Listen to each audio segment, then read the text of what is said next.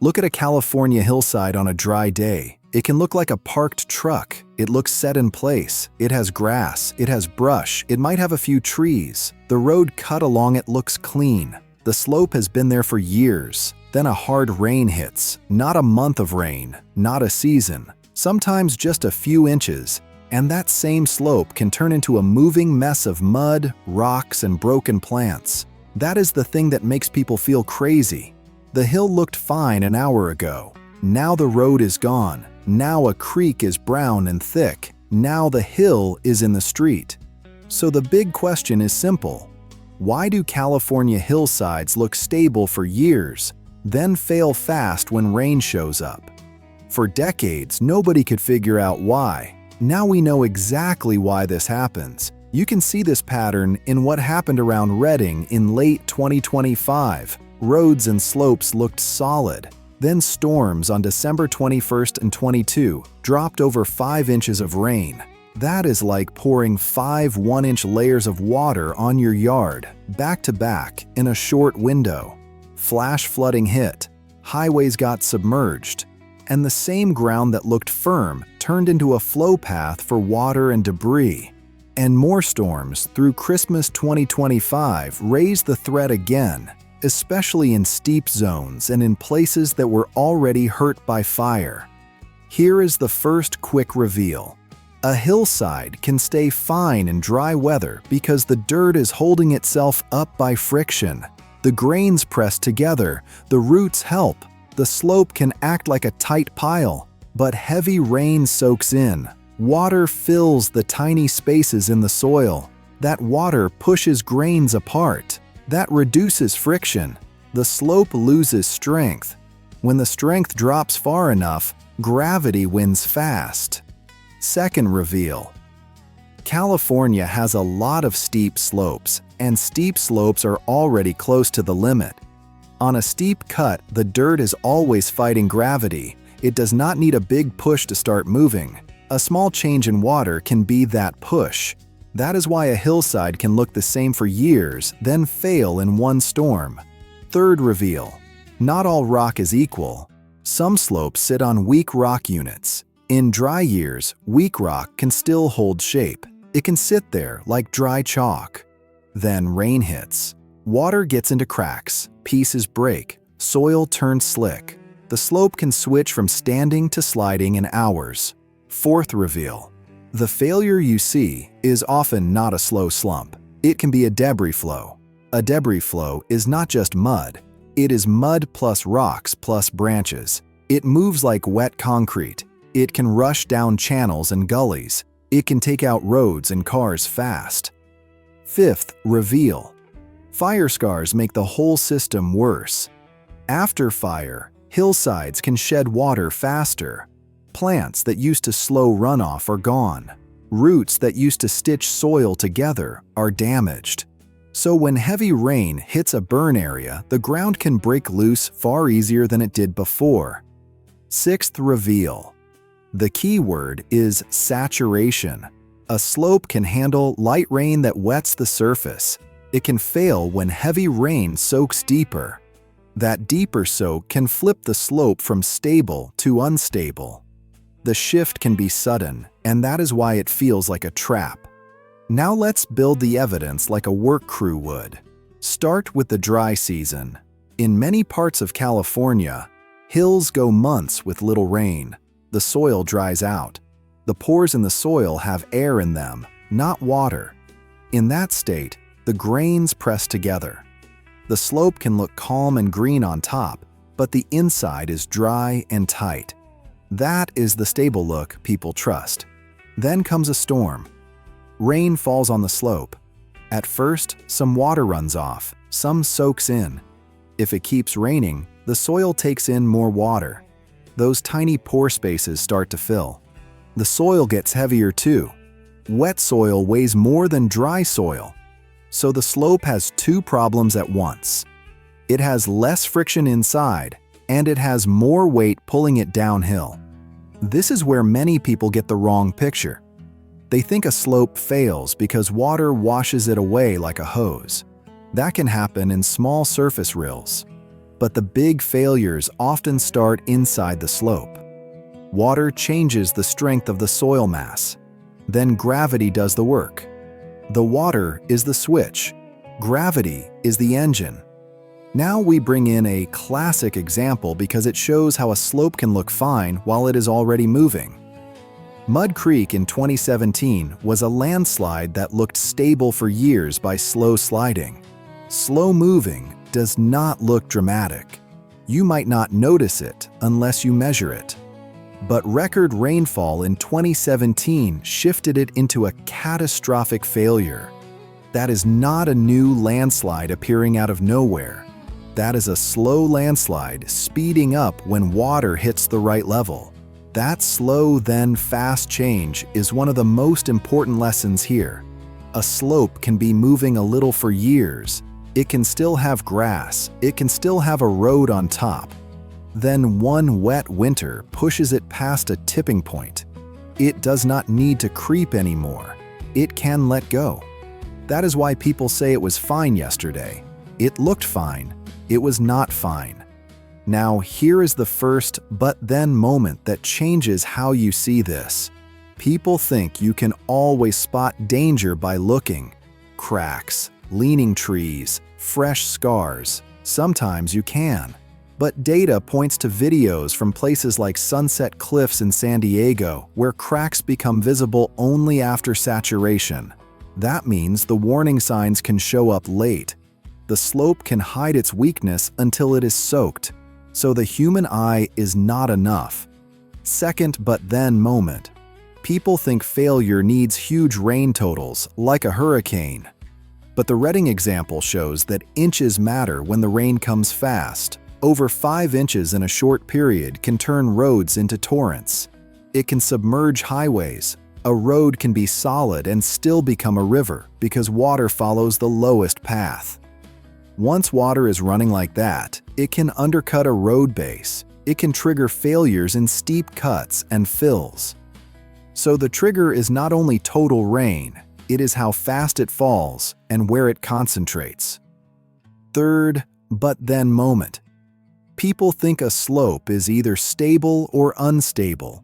The real world has a middle state. Slow-moving landslides can sit in that middle state for years. They are not a clean failure yet. They are not a clean success either. Data points to mapping and satellite pictures that show stable, slow-moving landslides speeding up suddenly with rain. Satellite methods can detect small ground movement over time. It can catch what your eyes miss. That is huge. It means the ground can be telling the truth, even when it looks calm. Now let's put some clear rankings on this, because people like a scoreboard. In a simple stability ranking for rain-triggered failure, steep slopes made of weak rock units rank as high risk. Steep slopes that are fire-scarred rank even higher. Slow-moving landslide zones rank high too because they already have a built-in weakness. Gentler slopes with strong rock and good drainage rank lower. This is not about luck. It is about slope, rock strength, and water. Here is a regional longevity point that calms nerves in a real way. The hills are not betraying anyone. They are doing what hills do when water and gravity team up. The pattern repeats over and over because the land shape stays the same. Roads get built, homes get built. Then water finds the same channels and the same weak layers again. Industries come and go. Budgets rise and fall. But the slope angle and the weak layers stay put.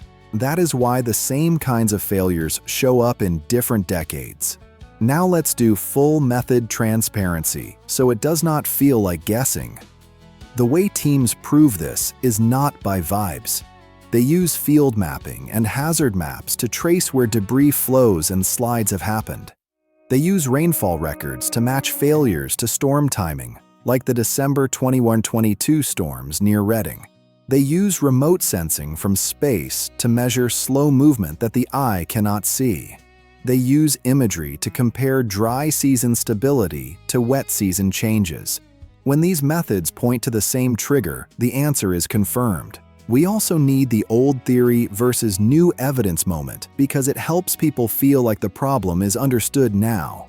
For a long time, many folks treated slides like random acts, like a tree falling.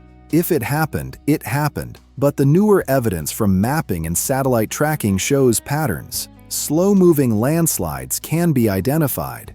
Fire-scarred slopes can be flagged. Weak rock units can be mapped, and rainfall thresholds can be watched. The idea that it comes out of nowhere was wrong. The ground often gives signals.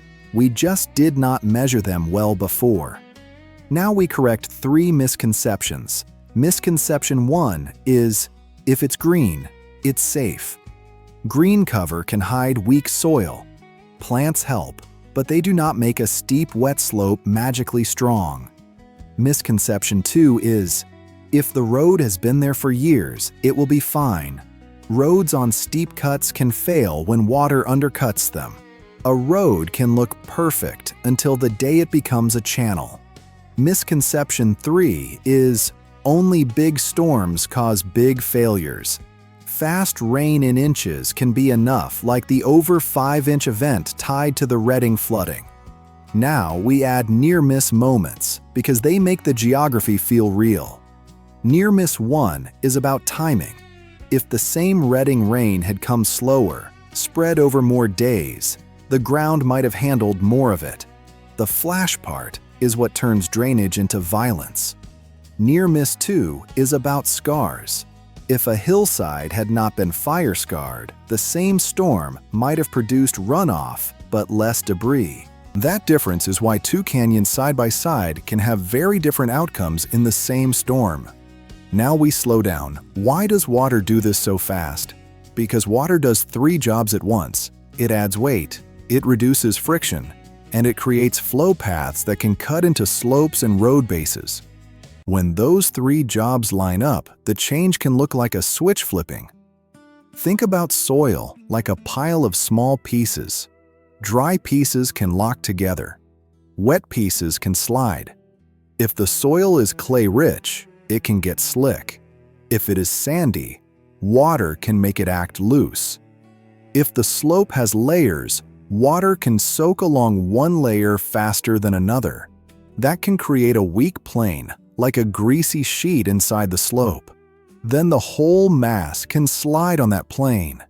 Visual evidence from videos at places like Sunset Cliffs show cliffs eroding rapidly after rain, with cracks visible only after saturation. That is the proof that wetting changes the rock and soil behavior right in front of you. Social media footage from Reading shows roads turning into torrents under heavy downpours on ground that looked firm. That is the proof that flow paths can form fast. You do not need a long history lesson. The video is the lesson. Now we connect this to a pattern across the state. Southern California has steep slopes underlain by weak rock units. They can remain dry and intact for years, then trigger debris flows after heavy winter rains. Northern California can see flash flooding and slope trouble when storms hit hard, like the late 2025 holiday storms near Reading.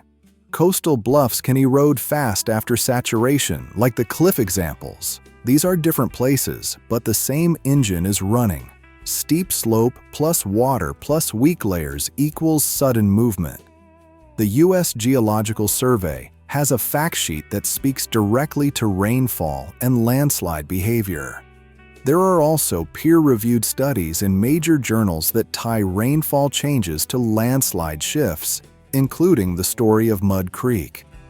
California state landslide resources also map and explain slope failure zones.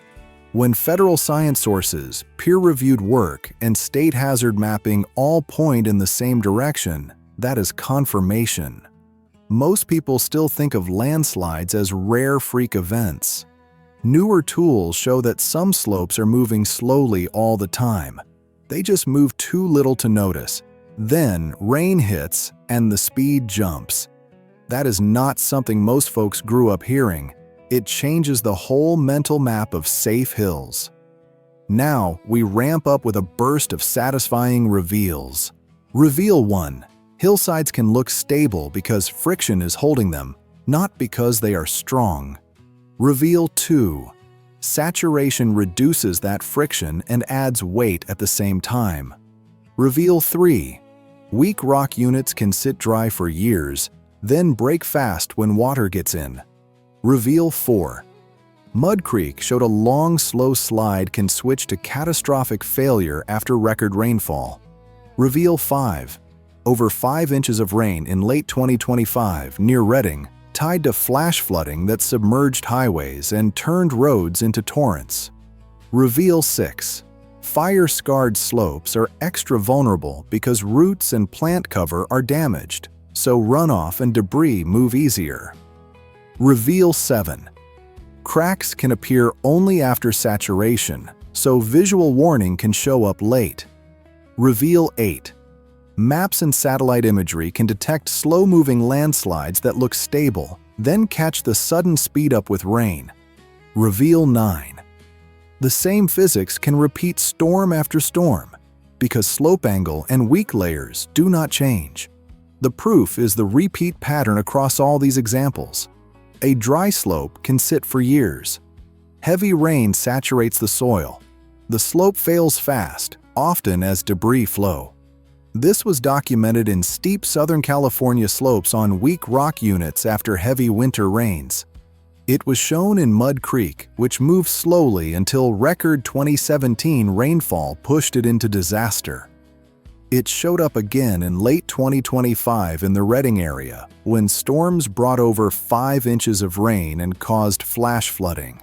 Add the visual record from cliffs and roads, and add the map and satellite methods that catch motion before it is obvious.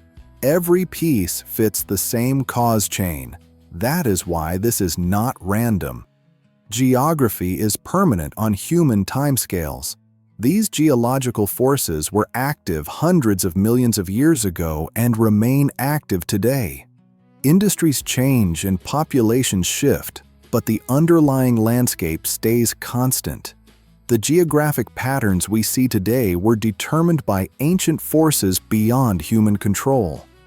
This is not about human decisions, it is about physics written in stone. The case is closed.